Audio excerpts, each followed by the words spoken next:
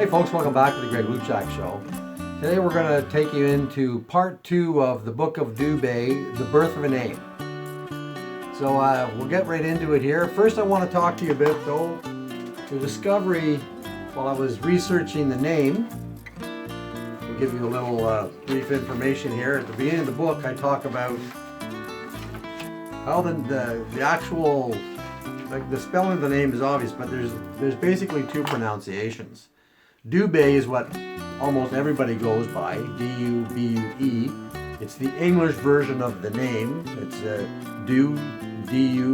D-O, and then Bay, B-A-Y, so Dubé, that's how it's pronounced. But there's also a French version. There are some members of the family who use debut, D-U-B-Y-O-U, debut, if you were to pronounce it. Now here's a little information that I found about the name when you study what does the name mean. A habitational name with fused preposition and definite article de, meaning of, for someone from any of the numerous minor places named with buck, in our case bu, a slang dialect form of bois meaning the word wood. So the meaning of the name Dubé is basically we are people of the woods. So like I said earlier, in the first, we talked about in the beginning, we talked about, basically my journey, my adoption, the adoption papers. I talked a little bit about the COA's, the Children's Aid records, and basically how I started my journey and the DNA and that sort of thing. Part 2, we're going to talk about the birth of a name and how I discovered the family and who the family and where I hail from, essentially. So we'll get right into that in a second. Our early history. Now, based on my DNA, there's a DNA profile that gives me where essentially my ancestry hails from. Majority of my ancestry, it's basically 30-30-30 split. I think I mentioned that in the previous video. But most of my ancestry, which is the Dubé ancestry, hails from France, Normandy, France in particular. And so I had, a great percentage from there that migrated over to the British Isles, into Britain, into Ireland. So I have some British ancestry, I have some Irish ancestry, and there's a little bit of a mix from European, Prussian ancestry. And they migrated over primarily into French Canada at the time. What do they call it here? Southwestern Quebec. The French settlers who settled in the Bay Saint Laurent and northern Maine French settlers communities. So that's where we basically settled from, and then we migrated down from there. Some have moved into the States, of course across Canada, but when they first immigrated to Canada back then, it was basically on the Quebec side where, the province of Quebec today.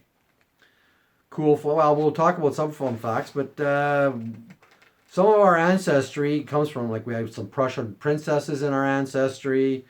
We have we hail from Knights of the Orders, like Knights of the Order of the Golden Fleece, and that's British ancestry. We hailing from the House of Courtenay, and things like that. We're going to get into the history of the Dubé name. We'll talk about more of that in a second. And we'll talk here, I'll just a little bit, the Dubé name numerology. So the numerology meaning, and I looked this up in here, and anybody can do that with their name. Stand achiever, peacemaker, and more attractive. I'm not sure what that's supposed to mean. The talent analysis of the Dubé by expression number 8. You have the power and the potential to achieve great things. It is both your challenge and your birthright to gain dominion over a small part of the earth. Whatever your enterprise, you strive to be the best and the most successful in your field. You are highly competitive and will not rest until you are satisfied that you have bypassed the opposition. You enjoy challenges and rivalry. You are a realist and a visionary planner. Then the next part of the numerology, inner analysis of the Dubé name by heart number. You have which the number is of number 11. You have a wisdom beyond your years. Even as a child, your understanding of the life of considerable. Your understanding of life was considerable, though it likely went unrecognized by others. You are born peacemaker. You are driven by a desire to settle conflicts and create harmony. You are a healer and a visionary. You long to make the world a better place and cannot rest until you have achieved your life to some worthwhile cause. Then the next part of the analysis, personality analysis of the Dubé name by personality number 6. So it reads here, you radiate understanding and compassion. People sense your warmth and fairness. For this reason, you attract many people who are in need of comfort, including the disadvantaged. People tend to come to you to unload their burdens. You inspire confidence. You have a fine sense of justice. You do everything in your power to keep the harmony and are even willing to sacrifice your personal desires for the good of others. You can take this too far, however, by sometimes playing the role of the martyr. See, I told you, if you're a Dubé according to numerology, you're perfect. We're just playing around here. You know, at least we try to be. That's a neat little thing about the name, the Dubé name. I won't get into it too much today, but also in the book I looked at and studied the Dubé name. We hail originally from the name Dubuc, where I looked at the coat of arms of the Dubuc and I compared that to places in our history where we hail from, basically Normandy, France, where we hail from the village of Dubuc, a section of France called Ile-de-France, Normandy, and the Angevin Empire, and the family of de Courtenay. And those influences on our family, how I went about and created a family crest, I'll show it to you here in a second, but those were heavily influenced in where our name came from. The name Dubuc comes from an area of France, Normandy, France, an area which is basically a little bit south of Paris, Versailles, south of Versailles, and a village called Buc. And now most of our answers from France came from that area, that region of France, throughout that northern and central region of France. And so that when I created the coat of arms as an example, I used that influence where, the village of Dubuc coat of arms, Ile-de-France, which is that whole region, they use the fleur-de-lis in their coat of arms. And then there's the Normandy and Angevin Empire. When you go back into history, because our history in this book goes back to 900 AD, I use the crest from there, and you'll see the pictures of it there. And then we also hail from the house of de Courtenay. And I use those were the heavily influenced things that I used to create our family crest. Well, other people can go ahead, because there are no other. The Dubé name is we're a third generation Dubés, and so it's a relatively new name. So I created a family crest because none existed. Whether people want to use it or not, that's up to you. I say, like I said here, it makes a great tattoo. So anyway, let's get into the history of the birth of a name, and it all stems from my discovery of who I call the Dubé dozen. And I alluded a little bit to it in part 1, but now we're going to dive a little deeper, and I'm not going to reveal everything about the family trees, because some people are a little bit against, but I am going to refer to the families. I'm going to refer to how many, the great-grandchildren or grandchildren or that sort of thing. But I'm not going to be relaying any stories of any living people, for example. I want to focus on the birth of the name. Where do we come from? The history of the family, and I think it's pretty cool. Let's get into it. As I hope you watched in part 1, the opening story of how I discovered my birth family, I found many secrets and undiscovered connections that many family members don't know of and will learn for the first time. So let's get into it, and just how I believe my birth name was created and some of the secrets I discovered along the way. This story really can't be told without introducing you to the Dubé dozen. I, as well as all of my first cousins, are third generation Dubés. The second generation of the Dubé clan that I hail from, I have affectionately called the Dubé dozen. My mother, Paulette, who was baptized as far as I know as Marie Pauletta Teresa Dubé, was the 9th child of the second generation Dubé clan. I will introduce you to my birth mother's family a little bit later, as she did marry and have 5 children. So as I have discovered, I have 5 siblings from my mother's side, and as I believe I mentioned in part 1, along with 3 more siblings I have on my birth father's side. So I have a total of 4 brothers and 4 sisters, most of whom have no idea exist yet, but a few do. I've met my brother Mike, and I've spoken with my sister Debbie, and on my mother's side, and the rest I've yet to really meet or talk to. But we'll see what happens in the future. The Dubé dozen were the children of Joseph George Roger Dubé and Marie Beatrice Dorothy Morin. My grandfather, who went by Roger, was the second born in the first generation Dubé and a member of the Gang of Eight. The Gang of Eight are who I call the first generation of Dubés born to Emile and Amelia Dubé. Emile was actually born with the last name Dubuc, but later changed his name. As I said in part 1, my mother was only 16 and opted to give me up for adoption, and my birth father was never told. Now I found it odd when I first saw my aunt and uncle's names that I discovered that my birth name before bore a striking resemblance to 2 figures. My grandfather, who went by the name of Joseph George Roger Dubé, and actually was called Roger, and my uncle by marriage, Patrick Bernard Armstrong, who went by Bernie. He married my Aunt Lucy. So let's roll back a minute, and I'll introduce you to the actual Dubé dozen, the people on the cover of the book. And they are the second generation of Dubés. The firstborn was Anita, followed by Lawrence, who went by Larry, then Arthur, who went by Art, Lucille, that's Aunt Lucy, and we'll talk a little bit more about her in a moment, Bertha, Aunt Loretta, Gerald, who went by Jerry, then there's Royal, who goes by Uncle Roy, Pauletta, who that was my mother, Ronald, who went by Ronnie, and then followed up by Raymond and Richard. Now only 3 survive today, Aunt Lucy, Aunt Loretta, and Uncle Roy. And I've had the great pleasure to have some conversations with all 3 of them. I have found out that I came from a rather large family. My great-great-grandfather, Louis Etienne Dubuc, and that's like the original historical name, apparently had 30 children. So while writing the book, and through my research, I discovered he had 2 wives.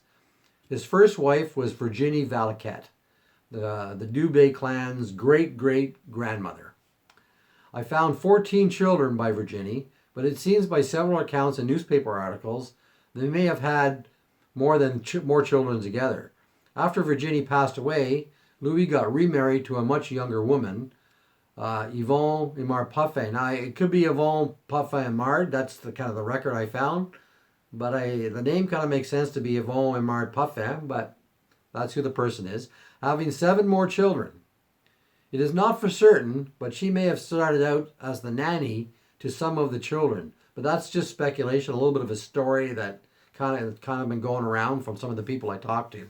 So let's start by introducing the first 14 great aunts and great uncles. So Louis Etienne's first wife. Now I have on record 14 children. There's apparently 30. So here's the first of the 14 was Marie Virginie Rosanne Dubuc, who lived or died at the age of 32, followed by Wilford Joseph Dubuc, died when he was 1 year old or less. Third was Aimé Dubuc, and his death is unknown. We just know that he existed from birth records. Exilda Dubuc died when she was only a year old or less as well. Emile Dubuc, who is my great-grandfather, died at the age of 66. Beatrice Dubuc died at the age of 31. Arthur Dubuc, and we know he existed from birth records, but have no record of when he died. Joseph Etienne René Dubuc died when he also was only a year old or less. Alice Dubuc died when she was also 1 year old or less. Joseph Etienne Eugene Dubuc died at the age of 65. He was followed by Joseph Louis Hercule Dubuc, and again, we have no record of when he died. Beatrice Cecile Dubuc died at the age of 60. And that's followed by number 13, Marie-Jeanne Mathilde Dubuc, who died at the age of 74. Now it turns out that's where the Gibson clan hails from Mathilde's family, where I had the pleasure of meeting Dorothy Ann and her daughter. And Dorothy was, instrumental in giving me some of the pictures that I have and some of the data that I found from her research as well that I've used to compile some of this research. The last of the Virginie children was Armand Andre Dubuc, who now apparently changed his name to Doobie and died at the age of 60. He married Doris Ellen Coffey, and they had 3 children together. Louis Etienne Dubuc then married Yvonne Imard Potvin, who died at the age of 87. Now, she was much younger, and she lived much longer. So they had, I have on record, they had 7 children together. And the first of those 7 were Charles Jean-Marc Joseph Dubuc, and he died at the age of 7. So I'm not sure why. Many of these children died very young, but then some died, like he died at the age of 7. So we don't know why he died at the age of 7. Louis Mesdaille Dubuc died at the age of 83. He had a long life. Now, as it turns out, some of my information came from Joyce London Dubuc, who hails from Louis Mesdaille Dubuc's family. And some of this information that I have actually came from her research as well. Number 3 was Joseph Jean-Paul Orléans Dubuc. Now, he died also at less than a year old. But when I researched him, I found his baptismal certificate, and it has him documented as a Dubé. The first I found on record from Louis Etienne's kids. The 4th was Jacqueline Laurette Alice Dubuc, who died at the age of 91. Robert Charles Henri Dubuc, we know he was born, but I have no record of when he died, so I have no idea of how long he lived. Followed by Gaston Felix Dubuc, who died at the age of 27. And then the number 7 and the last as we know, Joseph Marcel Maurice Dubuc, who died at a year old or less. So he died obviously very young as a baby. So as you can see by this newspaper clipping, it was noted that Louis Etienne had another 9 children with his first wife, Virginie, totaling 30 children. But I have not found any record of this missing 9 children. But according to the newspaper, at that time, apparently he had 30 children. They had 30 children together. My great-grandfather, Émile Dubuc, had 8 children. He was Louis Etienne's 5th eldest son, and when he married his wife, Emilia Lonzo, took the last name Dubé. And there must have been some controversy over this. All his children were given the last name Dubé, and that's the official birth of the Dubé name. But why the name Dubé? Well, as it turns out, I discovered that there must have been a discrepancy with the name. Why did Émile change his name from Dubuc to Dubé when he married Emilia? Why did Louis baptize at least one of his children as a Dubé? So these were questions I started searching for. While I was researching, I discovered several Canada Census reports that show the actual discrepancy. And it must have been a hot topic of debate because Émile changed his name when he got married, and he, based on the story I was told, when Émile died, he was buried with his name on the tombstone. Now, according to the priest, he disputed his name because he believed that his name was Dubuc. But the priest disputed his name but when I was given a copy of what I believe were church records, I found that there was a notable discrepancy in how the names were written. This was a handwritten document, but when you looked at the letter E at the end of, say, for example, Dubé, or anybody else who had a name ending with the letter E, and anybody who had a name ending with the letter C, that the E and the C's looked identical. So again, I don't know. This is a discrepancy that going forward, I don't know, because I did find, like in the 1954 census, that the names were transcribed as Dubé, but this is many years after they were born. So there obviously was a hot topic because Émile Dubuc changed his name to Dubé. So clearly Émile decided to change his name. In contrast, his brother Armand Andre Dubuc changed his name to Armand Andre Doobie. I'm not sure when he changed it. I'm assuming maybe when he got married. But he did. He was born with the name Dubuc, and he later changed his name to Doobie, and he was buried with the name Doobie and raised a family of Doobies. So was it that controversial that both decided to change their names? Well, it must have been. Going forward, all of Émile and Emilia's children were given the last name Dubé, hence the birth of the first generation of the Dubés, and I call them the Gang of 8, because there were 8 of them. So I'll start off, and I'll tell you a little bit of who they were. The first was Roland Dubé. Now his death is unknown, but from talking to the family, everybody believes there is a family out there from him, but nobody knows who they are or where they are. The second born was Joseph George Roger Dubé. Now that's my grandfather, who died at the age of 80, who married my grandmother Beatrice, who also died at the age of 80.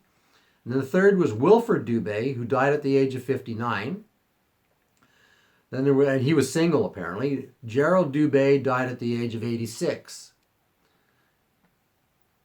And then there's Armand Hilliard Joseph Dubé, who died at the age of 68, followed by Marie Bertha Dubé, who died at the age of 85. Jean-Paul Dubé died at the age of 64. And number 8, Marie-Therese Lorette Dubé, died at the age of 6. Now, a lot of these people had second marriages, but all but Wilfred married and had families. So unfortunately, I don't know a lot about them individually. I know a little bit, but I've been asked by some of them not to be included, obviously, in the book. And out of respect for their wishes, the stories I do know I'm not going to reveal here, with the exception of the Dubé dozen, because that's my direct lineage, and I'm talking about that direct lineage today. So my grandfather was Roger Dubé, the second eldest of Emile and Amelia, as I said earlier, who had 13 children.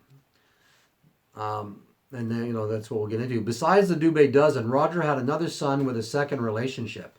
Now, this was a bit of a secret to many in the family. A lot of people didn't realize or know about this. I also told you because I had done DNA matching to find ancestry connections. I have over 2,000 DNA matches. 750 have connected to the Dubé family directly, and I believe the other ones, because my DNA goes on both my father's side and my mother's side. But there's a lot of DNA matches. Now, a lot of them are distant. Now, as it turns out, my highest DNA match on the Dubé side of my family was to who I call my 6th uncle, who was like the 13th child. Vern Stewart Thomas is what I discovered him as, which isn't his real name. I believe it's Bob, as I told, which was told to me by his daughter Tammy, because my cousin Karen and I had the opportunity to meet Tammy and learn about her and talk to her about her father. So Tammy's another first cousin who nobody else knew about until recently. So another undiscovered secret to the family. Now, Vern Thomas, his mother's name was Verna Thomas, and my grandfather's, who was apparently my grandfather's girlfriend, who was to many, as I said in the family, a secret that only a few knew, such as Aunt Lucy, who knew about this affair. He isn't part of the Dubé dozen because he was born from he had a different mother. He was an illegitimate at the time and was born to Verna Evelyn Rita Thomas. Verna and Roger later married after Roger divorced my grandmother. And that's the kind of the story there, because it was a secret and an affair, and that's another story. But more to come on that part of the story in part 3 when I talk about tell you about meeting the family. So I have about 50 or so first cousins, likely double that in second cousins, and it goes on from there. A huge family is an understatement. And there were obviously a few family secrets. Mine was kept for 60 years. A few more leaked out over the past few years. So let me now introduce you to the Dubé dozen. This is Anita Dubé, the firstborn to Roger and Beatrice, was first married to John Wench and then later married to Grant Malloy. Anita had 2 children with John and 1 with Grant. She had 5 great-grandchildren and 6 great-great-grandchildren. There were also other children through the marriage that became part of the family, and of course the family keeps growing from there. Lawrence Roland Dubé, who went by Larry, was the second born, was married twice, first to Florence Goyer. They had 5 children, 10 great-grandchildren, and 5 great-great-grandchildren, and counting. Larry had a second marriage to Mildred Walsh, and Florence also had another relationship, and she adopted children from that second relationship, where the children took the name Dubé as well. Arthur was the third born. He first married Jacqueline Duguay, having 3 daughters. Art, as he preferred, later married Darlene Pushman, and they had a son together, which is another part of the story. A significant part of this story is like I said before, discovering DNA matches to the Dubé family, and specifically to several first cousins, 3 in fact, were among the highest matches that I found. Karen, who's Arthur's eldest, is my first cousin and ranked as the third highest DNA match to me. When I decided to try and connect to the family, Karen was the person that I chose initially, and I could have went a few other ways, but it seemed like when I started looking at things, she seemed to be the best option, which turned out to be a great option. Mostly because she was easily found on Facebook. And as you will learn that my highest DNA match, as I mentioned earlier, was a bit controversial, Vern, and another secret that many in the family knew nothing about, as I discovered when I started talking to Karen, because she only recently discovered who he was just before she discovered who I was. So stay tuned for part 3, meeting the family, to learn more about that part of the story. So next of the Dubé dozen is Aunt Lucy, born Marie Beatrice Lucille Dubé, who goes by Lucy. That's Aunt Lucy. Was the fourth born, married Patrick Bernard Armstrong. They had 3 children, and a fourth was an adopted one who's just part of the family. They had 10 great-grandchildren together and counting. Now here's the part of the story that caught my eye when I first discovered the names, and later my ear when I talked to Aunt Lucy when we first met.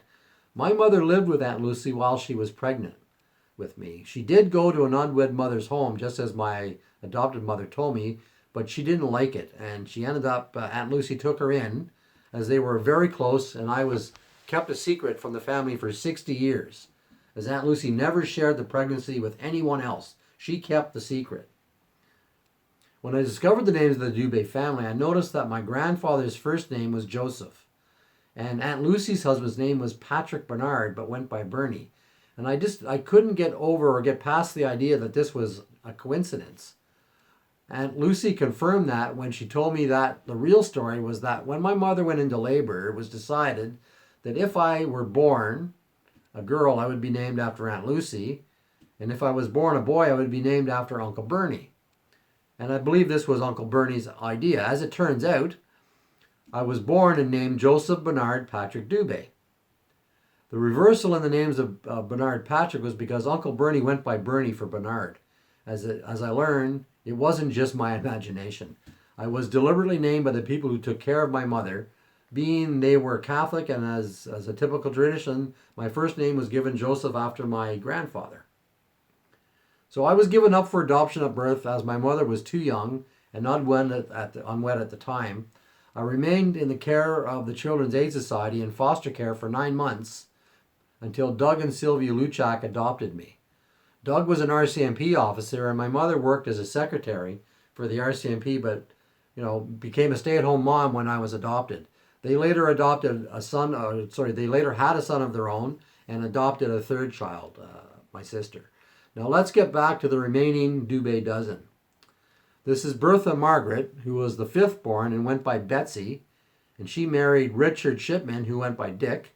They had 5 children together. They had 11 great-grandchildren and 3 great-grandchildren, and that family is still growing. Aunt Lorette Dubé, who prefers to be called Loretta, I got that bad. She was born Loretta, prefers to be called Lorette. Married Victor Miller, who goes by Vic or Uncle Vic, and they had 6 children together. They have 14 great-grandchildren and 6 great-great-grandchildren and counting.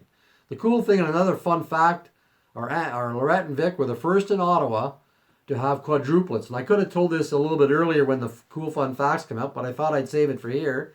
As the headlines I found stated, it was a baby bonanza for Granny, and I thought there'd be 5.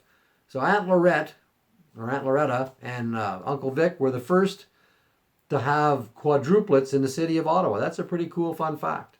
Gerald Joseph Wilford Dubé, who went by Jerry, was the 7th born. He first married Muriel Jones, having 2 daughters, and then marrying Deborah Wright, having a son. As it turns out, I am a significant DNA match to one of Uncle Jerry's daughters. I think she's my second highest, Wendy, who would be my first cousin. Wendy was one of the first high profiles I found, another significant piece in the puzzle as I discovered the family. I reached out to Wendy, but was never able to connect. And I also got this, I also reached out to Karen, but Karen was my first choice. Joseph Royal Emile Debut was the 8th born, who goes by Uncle Roy. He married Cecile Dula Dorante, I hope I pronounced that properly, they had 3 children together, 2 great-grandchildren, 1 great-great-grandchild, and counting. Paulette was the 9th born, as I stated earlier, and was my birth mother. She married Wayne Francis Peterson. They had 5 children together, 5 great-grandchildren, and 5 great-great-grandchildren. As it turns out, unknown to my mother and my siblings, I married and had 2 children, adding 2 more great-grandchildren, and now there are 3 great-great-grandchildren. I divorced and remarried. I now have 2 stepsons and 3 grandchildren through marriage through my wife, Christina. Paulette's family has now turned out to be a large family as well. Ronald was the 10th born. He married twice, first to Shirley Robitaille, having 3 children and 3 great-grandchildren. Raymond and Richard were the 10th and 11th born, and they complete the Dubé dozen. As I mentioned in part 1, Richard and Raymond played a significant role in my discovery of my birth family. It bears me kind of telling the story again. I discovered Richard and Raymond from their obituary that I found in both the Ottawa Citizen and the Ottawa Journal. That obituary gave me all the siblings' names that I was able to match up with my children's aid report. For those who missed the story of Richard and Raymond, I'll tell it again. The boys, from all accounts, were 2 fun-loving kids who liked to play together. On a school night, the boys went fishing with a few of their friends after dinner. They were new to the area, just having moved recently with their parents, according to their older brother, my Uncle Roy. Aunt Lucy's account tells the story of the boys gone to play baseball and were horsed and playing down by the river. Raymond, by his friend's account, was a hero trying to save his brother. Raymond, by his friend's account, was a hero trying to save his brother Richard, who had slipped off the rocks while lighting the fire that he thought might attract the fish to the surface. Richard began to panic as the current began to draw him down. Raymond dove fully clothed into the water after his brother, trying to grab him and pull him to safety. Raymond, by his friend's account, was a hero trying to save his brother Richard, who had slipped off the rocks while lighting the fire that he thought might attract the fish to the surface. Richard began to panic as the current began to draw him down. Raymond dove fully clothed into the water after his brother, trying to grab him and pull him to safety. The current was too strong for the boys, and panic overwhelmed them, and sadly they both drowned. The Ottawa River claimed their lives May 4th, 1959, in a location known as Vachel's Hole in the Ottawa River at the end of Sterling Avenue. This tragedy occurred a little over 5 weeks after I was born in secret. Well, that's the story of the Dubé Dozen and the birth of the name and how I discovered some great stories. So I'm going to follow this up now with a few pictures of the Dubé Dozen. I hope you enjoy those as we wrap up today's video, the Book of Dubé Part 2, The Birth of a Name.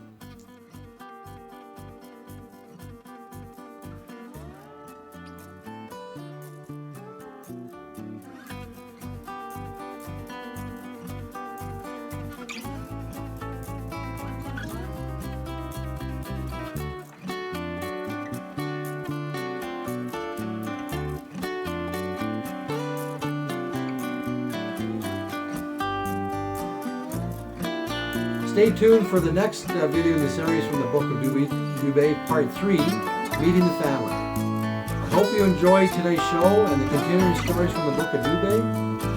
And as always, you have a great day and you keep crushing it.